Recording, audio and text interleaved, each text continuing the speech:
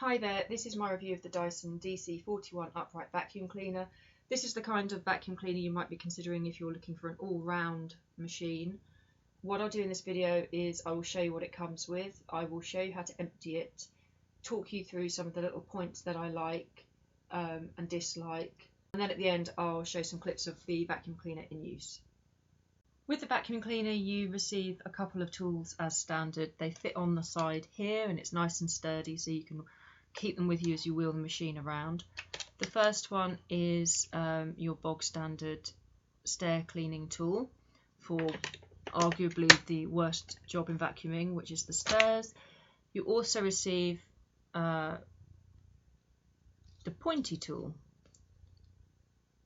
I don't actually know what you call this, so I'm just going to call it the pointy tool, you know what I mean.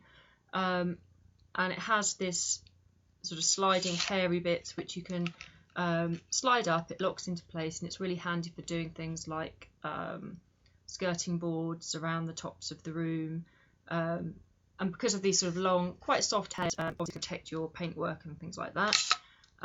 So they come with the machine as standard. If you need to replace them or you need any spare parts, obviously you can go on the Dyson website, and they also sell other tools on there which are, that's the dog. You know, if you need something in particular, a particular kind of tool for a certain kind of cleaning job, or if you are just a vacuum cleaning enthusiast. Just a couple of points about controls on the machine. You've got your on-off switch up here near the handle, and next to it they've put the control for the brush in the cleaner head.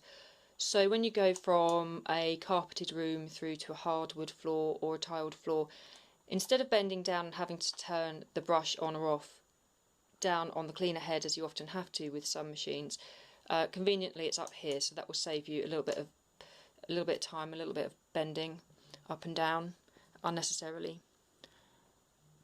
What is on the cleaner head is the suction control button. I've got it set halfway because as a new machine the suction's really good on this vacuum cleaner at the moment, and anything higher than that makes it quite hard to vacuum on longer carpets, but this is another option, another control that they give you, so you can adapt that according to your needs. Like most bagless vacuum cleaners that I've used in the past, there are filters in this machine that you need to wash occasionally. Dyson recommend that you take the 2 filters out from this machine once every 3 months, wash them under the tap and leave them to air dry before you put them back in. I'm not sure how many times you could get away with doing that before you just need to replace the filters properly, buy new ones. But having had a Dyson years ago when they first came out, the filters on those machines lasted for ages, so hopefully this will be the same. So the filters, or the parts of the machine that you can clean in order to keep it in good working order, seem to be indicated in purple.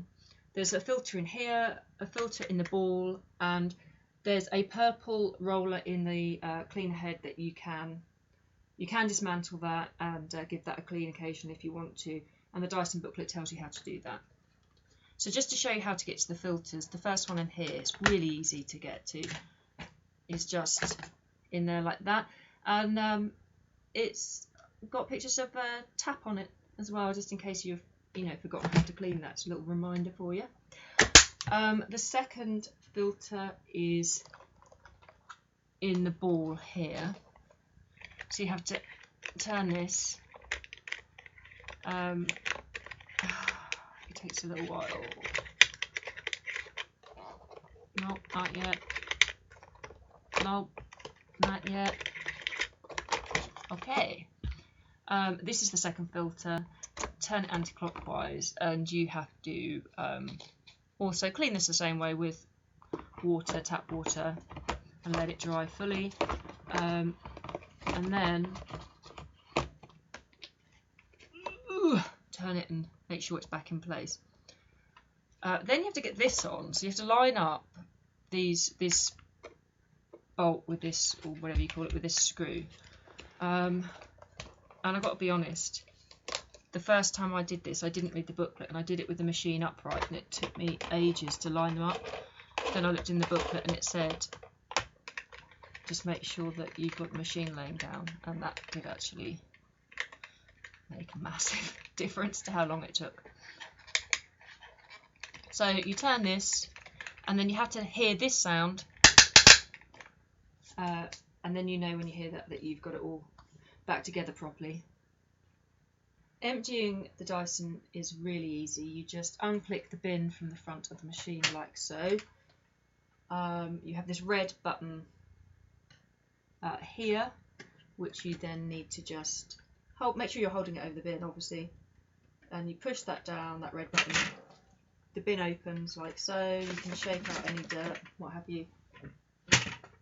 Shut the bottom of the bin back into place, and then just click that back on. It's really simple, really straightforward. All in all, I really like the Dyson DC41. I think it's an example of a good everyday machine. It's well put together, it feels solid. It comes with the tools I would expect it to. It has a generous length of bleed on the back. The hose extends out to a decent length as well. And the hose is made of a flexible, strong, clear plastic that doesn't feel like it's going to damage too easily with lots of use. I hope I've shown that it's easy to empty and to maintain. I like, as I mentioned, the fact that the control for the brush on the cleaner head is up here by the handle and not down here. So when you're vacuuming through from a carpet to a hard floor, you don't have to bend down and fiddle around down here. I think one of the things I wanted to mention, a couple of points, they're not negatives, but they're worth mentioning. It takes a bit of getting used to the way this machine moves, because it manoeuvres thanks to this ball on the base here. It does affect the way it moves, and it takes a bit of getting used to if you're used to a standard upright. But once you learn to go with it, I think it does make for a more efficient and quicker vacuuming session. Another point is that this machine is definitely heavier than the last 2 or 3 vacuum cleaners that I've been used to using. This didn't present me with any problems. I didn't struggle to get it up the stairs or anything like that.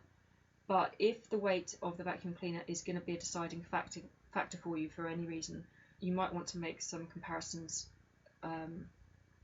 between the weight of this one and the weight of your current one, so you know whether you'll be able to manage with this one. But all in all, I think it's a good machine, and if you're in the market for a new everyday vacuum cleaner, I would say it's worth considering.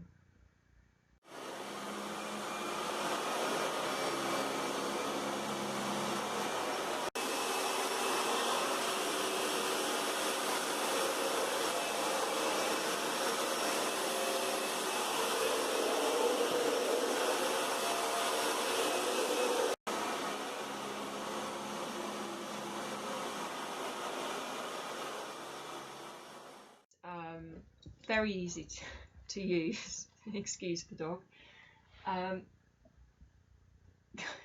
Put your bottom away, Coco. Anyway, yeah, what was I saying?